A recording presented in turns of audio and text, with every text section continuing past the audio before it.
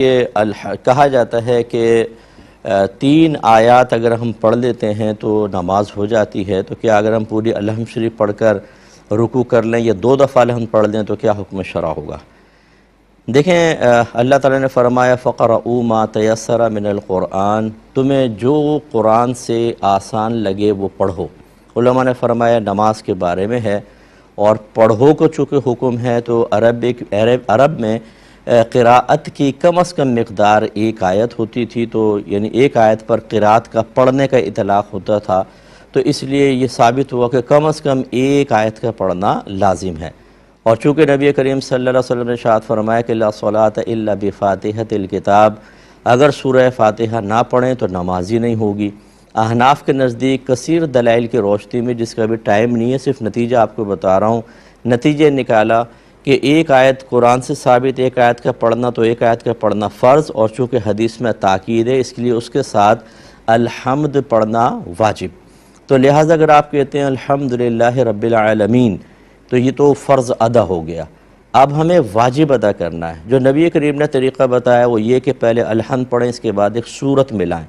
یا کم از کم 3 چھوٹی آیات یا ایک اتنی بڑی آیت جو ان 3 چھوٹی آیات کے برابر ہو۔ لہٰذا الحمد شریف تو پڑھنی ہوگی، جیسے سرکار نے فرمایا مزید واجب ادا کرنے کے لیے اس کے ساتھ ایک سورت ملانی ہے، یا 3 چھوٹی آیات، یا ایک بڑی ایسی آیت جو 3 چھوٹی آیات کے برابر ہو۔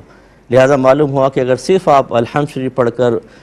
رکوع میں چلے جاتے ہیں تو اس سے فرض ادا ہو گیا، کیونکہ 1 آیت پڑھ لیا آپ نے، الحمد کا واجب بھی ادا ہو گیا، لیکن اس کے ساتھ جو سورت ملانی تھی وہ واجب ادا نہیں ہوا۔ چنانچہ اگر آپ نے جان بوجھ کر یاد رہتے ہوئے سورت چھوڑ کے نماز پڑھی، نماز ہو جائے گی، لیکن واجب العیادہ ہے، یعنی بعد میں اس کو لوٹانا ہوگا، اس کا سجدہ سہو سے تدارک نہیں ہوگا۔ اور اگر آپ بھول گئے، الحمد پڑھ کر چلے گئے رکوع میں، بعد میں یاد آ گئی، تو آخر میں سجدہ سہو کرنا ہوگا۔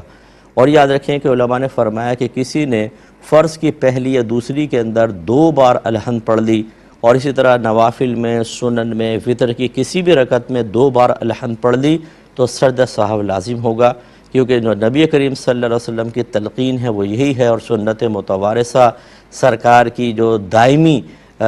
تعلیم ہے وہ یہی ہے کہ 1 بار الحمد پڑھی جائے، نہ کہ 2 بار۔ 2 بار پڑھیں گے تو سجدہ سہو لازم ہوگا، اور جان بوجھ کے پڑھیں گے تو وہی نماز کا اعادہ ہوگا۔ عصر میں، مغرب میں، اور دن اور رات کے 12 بجے جھولے میں نہ لٹایا جائے، کیونکہ اس وقت جنات حملہ آور ہو جاتے ہیں۔ کیا یہ بات درست ہے یا نہیں ہے؟ دیکھیں، اس بات کی کوئی حقیقت نہیں ہے، یہ وہی ہے جو بڑی بوڑھیاں بعض اوقات سنا کر اپنے اطراف سے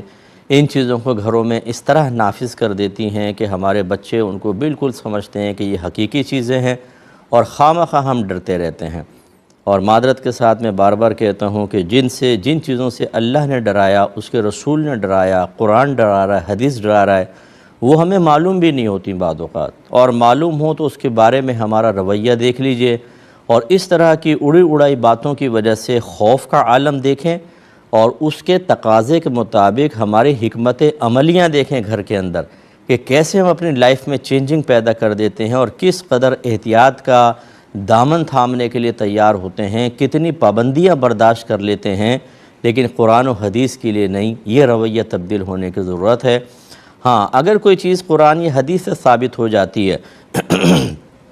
پھر وہ ویلڈ خبر ہے، پھر تو ہم اس پہ کوئی اعتراض نہیں کر سکتے۔ جیسے نبی کریم صلی اللہ علیہ وسلم نے فرمایا کہ جب مغرب ہونے لگے تو مغرب سے پہلے اپنے بچوں کو گھروں کے اندر کر لو اور دروازوں کو بند کر دو، کیونکہ اس وقت ایک ایسی مخلوق پھیلتی ہے جسے تم نہیں دیکھتے۔